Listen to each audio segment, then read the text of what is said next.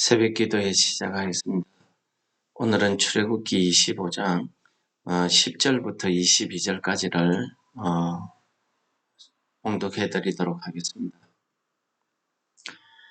25장 10절입니다. 그들은 조각목으로 궤를 짜되 길이는 2규빗 반, 너비는 1규빗 반, 높이는 1규빗 반이 되게 하고 너는 순금으로 그것을 싸되 그 안팎을 싸고 위쪽 가장자리로 돌아가며 금태를 두르고 금고리 넷을 부어 만들어 그 네 발에 달 때 이쪽에 두 고리 저쪽에 두 고리를 달며 조각목으로 채를 만들어 금으로 싸고 그 채를 궤 양쪽 고리에 꿰어서 궤를 매게 하며 채를 궤의 고리에 꿰n 대로 두고 빼지는 말지며 내가 내게 줄 정금판을 궤 속에 둘지며 순금으로 속죄소를 만들되 길이는 2규빗 반, 너비는 1규빗 반이 되게 하고 금으로 그룹 둘을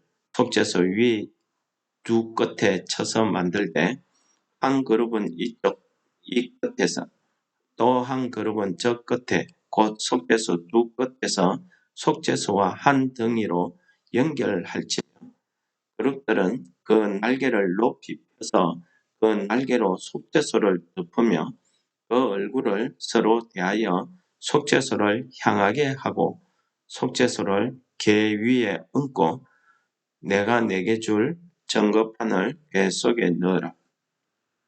거기서 내가 너와 만나고 속죄소 위 곧 증거궤 위에 있는 두 그룹 사이에서 내가 이스라엘 자손을 위하여 내게 명령할 모든 일을 내게 이르리라. 아멘. 오늘 어제 이어서 25장 10절부터 22절까지는 우리가 보통 이야기하는 법궤 또는 언약궤, 증거궤 이렇게 이야기하는 그 궤를 만들도록 하시고 또 한 가지는 궤 위에 속죄소를 만들게 하십니다. 우리가 이 부분을 잘못 읽으면은 언약궤 위에 얹어두는 이 속죄소를 우리가 언약궤의 뚜껑, 덮개라고 이렇게 오해할 수가 있는데 이것은 그 사이즈가 아무리 언약궤의 사이즈와 똑같다 할지라도 이거는 언약궤를 덮는 덮개가 아닙니다. 오늘 성경 말씀을 자세히 읽어보면은 언약궤 위에 얹혀두라고 이야기합니다. 그렇습니다. 뚜껑의 역할이 아니고요. 이 언약궤와 속죄소는 별개의 성물이 되겠습니다.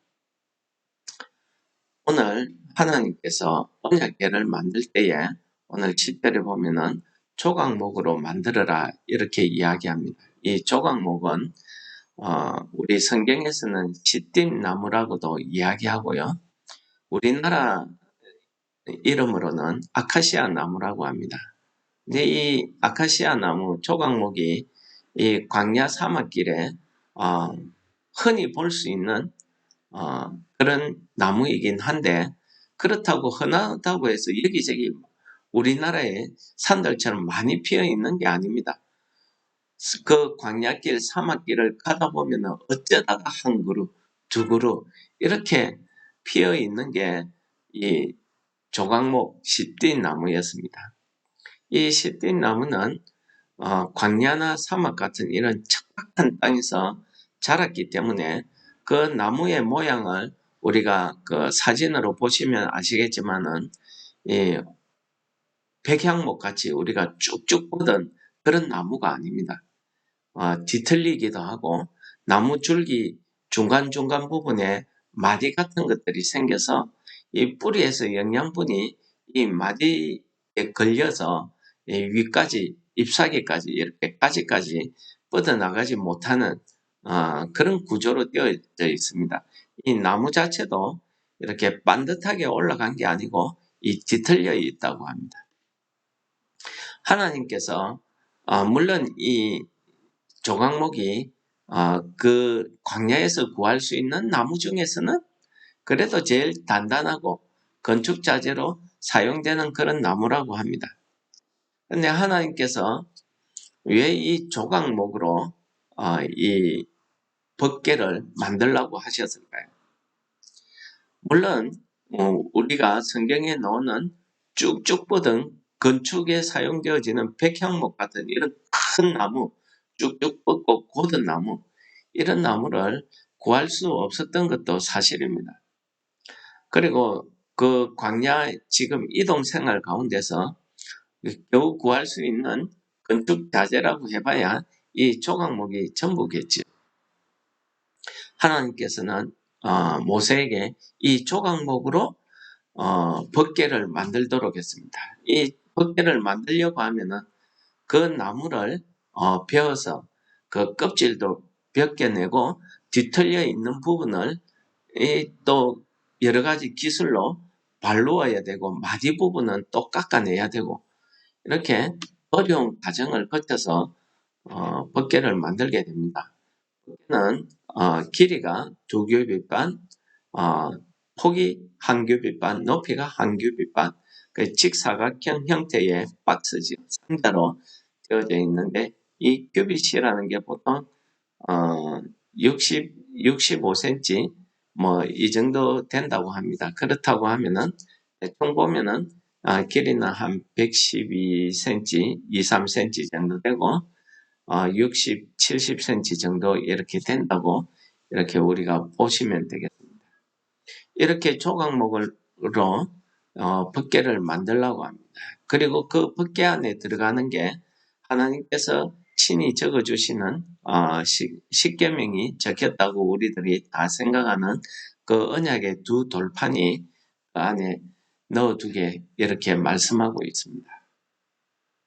오늘 이 조각목으로 만들어지는 이 법궤는 법궤를 우리가 생각해 보면은 하나님께서도 우리 안에 하나님의 말씀을 담아 두시기 위해서 우리를 이 법궤 만들듯이 우리의 그 모난 부분을 다듬고 뒤틀려 있는 성품을 다듬고 이렇게 해서 우리가 하나님의 말씀을 간직하고 있는 법궤처럼 법궤의 형태로 이렇게 만들어 간다는 것을 오늘 말씀을 통해서 우리에게 가르쳐 주시는 것 같습니다.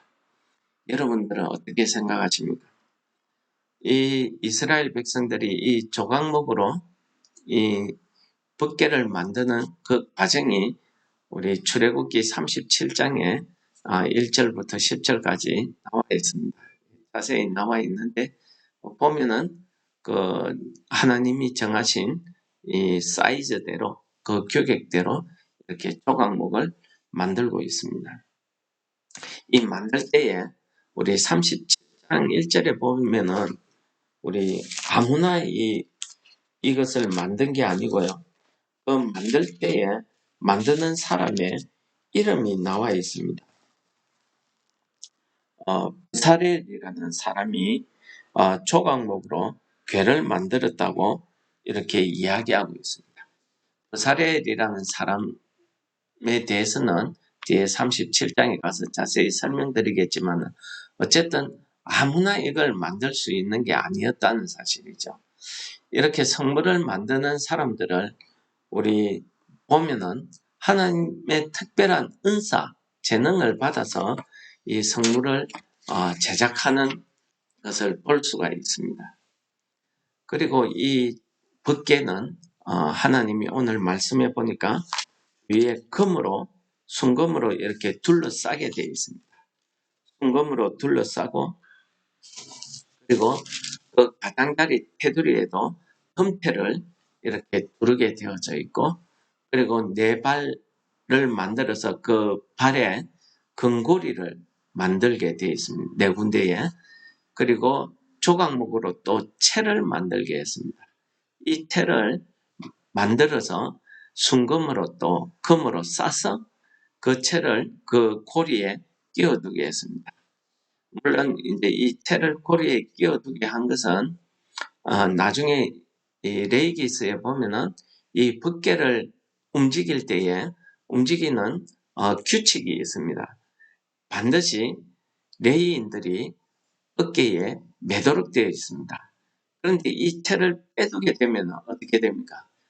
채를 끼우려고 다시 벗개를 만지게 되죠. 우리가 벗개 만지다가 죽은 사람 하면은 우리가 생각나는 구절이 있습니다. 블레셋에서 빼앗겼던 벗개가 이제 소 달구지에 실려서 이스라엘 쪽으로 돌아옵니다. 다윗 왕이 너무 기뻐서 블레셋 사람들처럼 새로운 소 달구지를 만들어서 그 벗개를 실어 오려고 갔다가 이 벗개가 그 소 달구지에서 움직이다가 넘어질 것 같으니까 그 벗개를 우사라는 사람이 손을 댑니다. 그것 때문에 우사가 그 자리에 죽지요. 그것 때문에 다윗도 한동안 그것 때문에 시험에 듭니다. 하나님 벗개 가져오기를 두려워합니다. 여러분 그렇습니다. 하나님의 이 벗개를 움직일 때에는 하나님의 법이 있습니다. 여러분 오늘 제가 조금 전에 이 벗개에 대해서 벗개의 재료인 조각목에 대해서 말씀드리고 이 조각목이 우리의 심령 같다고 설명을 드렸습니다. 그렇습니다. 우리의 죄된 모습을 이렇게 따듬어서 그 안에 믿음으로 상징되는 순금을 이렇게 발라서 그 안에 하나님의 말씀, 언약의 말씀을 넣어 두었다는 것입니다. 여러분, 우리가 하나님 앞에 나아올 때에는 하나님께서 우리를 불러서 하나님의 자녀로 삼아주시고 성도로 삼아주시고 우리에게 믿음을 주셨습니다. 또 우리의 모든 가시 돋친 이런 마음들, 모난 마음들, 뒤틀려 있는 이런 심령들이 하나님 앞에 나와서 그 하나님의 말씀을 내 마음에, 내 심령에 받기 위해서는 나의 그런 인간적인 부분들을 다 다듬는 이런 과정이 필요하다는 것을 보여주시는 사건입니다. 여러분들, 우리가 조각목의 나무를 가지고 그대로 벗개를 만들었다 생각해 보십시오. 군데군데 구멍이 나고 그거는 금으로 살 수도 없을 뿐만 아니라 정교하게 상자 형태를 구성할 수도 없습니다. 얼마나 그 가시 부분도 쳐내고 마디 부분도 잘라내고 깎고 다듬어서 반듯하게 만들어서 거기에 순금을 입혔다고 합니다. 그리고 가장자리에 돌아가면서 테두리에 금으로 테두리를 만들었다고 합니다. 이렇게 우리는 하나님의 말씀을 우리 마음속에 받기 위해서는 우리의 인간적인 모습을 다 제거하고 나의 뒤틀린 감정, 그런 상처들도 다 씻어버리고 그리고 우리가 순전한 마음으로 금과 같이 순전한 마음으로 우리가 하나님을 말씀을 받을 때에만 우리가 하나님의 말씀이 내 안에 온전히 임재해 오신다는 하나님의 말씀이 담겨질 것이라는 것을 가르쳐 주시는 말씀 아니겠습니까?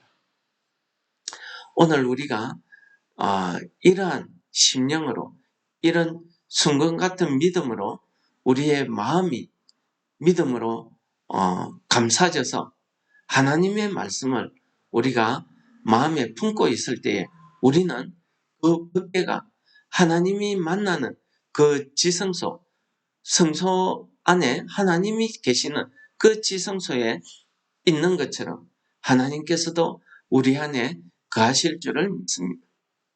두 번째로는 속죄소입니다. 이 속죄소는 그 시온소라고도 하기도 하고 이 속죄소는 말 그대로 자비의 자리다, 은혜의 자리다 이런 뜻으로 풀이를 하고 있습니다. 이 속죄소에 보시면은 속죄소 사이즈는 우리 법궤 상자의 사이즈와 똑같이 만들었습니다. 그리고 속죄소 양 끝에 그룹을 만들도록 했습니다. 이 그룹을 우리가 표현할 때에 주로 하나님의 천사다 이렇게 이야기할 수도 있는데 이 그룹의 생긴 형태나 모양을 보면은 하나님의 우리가 지금까지 창세기서나 이렇게 그 출애굽기서에서 나타난 하나님의 천사들의 모양하고는 조금 다른 모양을 하고 있습니다. 그래서 이 그룹에 대해서는 우리 에스겔서 9장에 가면은 자세하게 이 그룹에 대한 설명이 나타나 있습니다. 에스겔이 바벨론의 포로로 잡혀가서 그 바벨론의 그발 강가에 앉아서 한 환상을 봅니다. 그때 나타난 환상이 사람의 얼굴 모양, 소의 모양, 사자 모양, 독수리 모양을 한 네 그룹이 하나가 되어서 거기에 각각 날개가 있더라는 것이, 이것이 그룹의 모양입니다. 그렇다고 하면은 이 그룹은 천사 외에 하나님이 또 사용하시는, 하나님이 부리시는 그러한 영적 존재가 아닌가, 이런 생각이 듭니다. 어쨌든 오늘 말씀해 보면은 이 그룹을 만드는데 그룹에 날개가 있다고 했습니다. 우리 하나님께서 천사들을 보낼 때에 천사의 모습이 나타난 적이 있습니다. 우리 소돔 고모라 때에 그 롯의 가족을 인도해 내기 위해서 천사들이 그 롯의 가족을 끌어낼 때에 사람의 모양을 하고 있었다고 이야기하고 있습니다. 그런데 오늘 그룹에서는 두 날개가 있다고 했죠. 이거 보면은 그룹과 천사는 조금 다른 게 아닌가, 이런 생각이 듭니다. 어쨌든 이 두 큰 날개로 이 속죄소를 법궤를 덮게 되어 있습니다. 그리고 하나님께서 그 그룹의 얼굴이 이 속죄소를 서로 마주보고 속죄소를 향하도록 이렇게 만들도록 했습니다. 그런데 이 속죄소를 만들 때에는 조각목으로 만든 게 아니고 하나님께서 순전히 금을 망치로 쳐서 펴서 이 그룹을 속죄소를 만들도록 이렇게 이야기하고 있습니다. 그리고 오늘 22절에 보니까 하나님께서 모세에게 내가 이곳에서 이 속죄소, 이 두 그룹 사이에서 내가 너에게 말하고 내가 이 두 그룹 사이에 있겠다고 이야기하고 있습니다.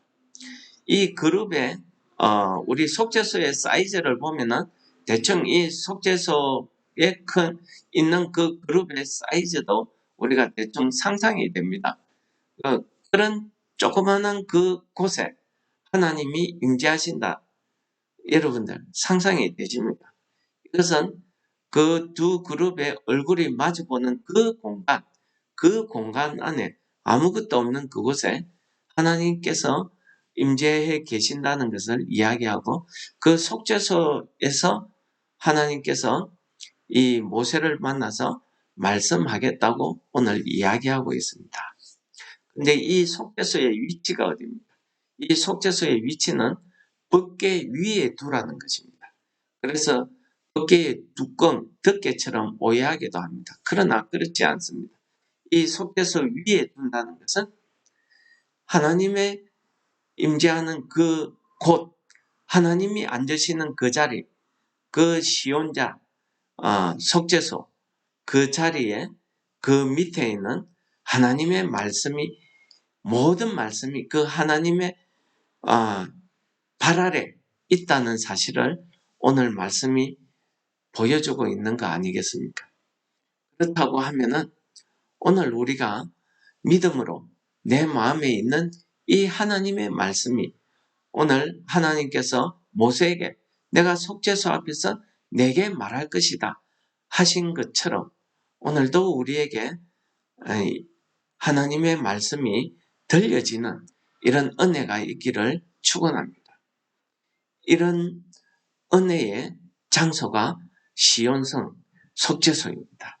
이 속죄란 말은 여러분들이 잘 아시는 것처럼 죄를 덮는다, 이런 뜻이 있다고 합니다. 죄를 덮고 가리운다는 것입니다. 보이지 않도록. 죄가 없어진다는 게 아닙니다. 죄는 있지만 하나님의 은혜로 하나님께서 그 죄를 가리어서 보이지 않게 한다는 겁니다. 이것이 하나님의 은혜입니다. 말씀을 정리하고 마치겠습니다. 오늘 하나님께서는 성막을 지으라고 말씀하시면서 성막 안에 들어가는 기구들 중에 제일 먼저 법궤를 만들라고 하고, 그 법궤 안에는 하나님의 언약의 말씀을 두라고 합니다. 이것은 무엇입니까? 이 하나님의 언약의 말씀은 하나님의 공의를 나타내는 것입니다. 그러므로 우리가 믿음으로 하나님의 말씀을 받았다고 하면은 그 하나님의 말씀, 그 하나님의 공의를 실천해서 살아가는 오늘 하루 되어야 되겠습니다. 또 그 법궤 위에는 하나님께서 두 그룹이 양날개로 이 언약궤를 덮는 것처럼 하나님의 속죄의 은총이 있는 그 속죄소를 만들게 하셨습니다. 이것은 우리 죄인들이 하나님의 앞에 나아갈 때에, 하나님 안에 있을 때에 비로소 우리의 모든 죄가 덮어지고 사해지고 속죄되어서 우리가 하나님 앞에 나아갈 수 있다는 말씀을 오늘 우리에게 보여주시는 것 아니겠습니까? 오늘 우리가 고난주간을 맞이해서 이 속죄소에서 임재하시는 하나님께서 모세에게 말씀하겠다 하신 것처럼 오늘 하나님께서 우리의 죄를 덮으시고 우리의 죄를 예수 그리스도의 피로 씻어주시고, 그리고 우리에게 하나님의 말씀을 주셔서 오늘 하루도 우리가 하나님의 백성으로서, 하나님의 성도로서 살아갈 수 있는 은혜를 우리에게 허락해 주셨습니다. 이 말씀을 우리가 믿음으로 받으시고 오늘 하루도 살아갈 때 우리는 다 그 속죄소 하나님의 은혜 아래에서 살아간다는 사실을 우리가 마음에 명심하시고 오늘 하루도 우리가 살아갈 때 내 뜻대로, 내 감정대로, 내 뒤틀린 상처받은 심령대로 내 뜻대로 사는 것이 아니지요. 우리는 이제 하나님의 은혜로 우리의 그런 모든 상처와 죄가 가려지고 다듬어져서 믿음, 금과 같은 이런 순금으로, 믿음으로 쌓여져서 우리가 하나님의 그 거룩하심, 그 성결하심을 우리가 드러내는 오늘 하루의 생활이 되어야 될 줄을 믿습니다. 찬송하시겠습니다. 찬송가 269장입니다. 참혹한 십자가에 주 달려 흘린 피 샘물같이 늘 흘러서 죄 씻어 주시네. 값없어도 다 나와서 내 죄를 고하면 흰 눈보다 더 이도록 참 성결 얻으리. 나 믿노라 나 믿노라 보혈의 공로를 흠없어도 피 흘리사 날 구원하셨네. 저 흉악한 한강도는 죄를 깨달아 죄 없으신 주 예수를 구주로 믿었네. 내 지은 죄 흉악하나 주 예수 믿으며 용서받은 강도같이 곧 구원받으리. 나 믿노라 나 믿노라 그 보혈 공로를 흠없어도 피 흘리사 날 구원하셨네. 온 백성의 죄 사신 하나님 어린 양 그 십자가 지심으로 온일 요구했네. 저 영원한 새 나라에 다 같이 모여서 건강은고 한곡조로 새 노래 부르리. 남이 노라 남이 노라 그 보혈 공로를 물없어도 피 흘리사 날 구원하셨네. 오늘도 조각목같이 뒤틀리고 상처받고 우리의 죄된 모습으로 하나님 앞에 나아사오니 하나님께서 그 보혈의 공로로 우리의 모든 잘못된 모습, 우리의 상처, 우리의 죄된 모습들을 그 보혈로 씻어주시고 속죄하여 주셔서 우리가 하나님 앞에 나올 수 있는 믿음 허락하신 걸 감사합니다. 우리의 그 믿음 안에 오늘도 하나님의 말씀을 우리에게 허락하여 주셔서 우리가 오늘 하루를 살아갈 때 우리 안에 계시는 하나님의 그 긍휼하신 은혜가 우리의 삶을 통해서 드러날 수 있도록 성령 하나님 우리를 인도하여 주시옵소서. 예수님 이름으로 감사 기도드립니다. 아멘. 하늘에 계신 우리 아버지, 이름이 거룩히 여김을 받으시오며 나라가 임합시오며 뜻이 하늘에서 이룬 것 같이 또 이루어지이다. 오늘날 우리에게 영원한 양식을 주옵시고 우리가 우리에게 죄지은 자를 사하여 준 것 같이 우리 죄를 사하여 주옵시고 우리를 시험에 들게 하지 마옵시고 다만 악에서 구하옵소서. 대개의 나라와 권세와 영광이 아버지께 영원히 사옵나이다. 아멘. 우리 기도하시겠습니다.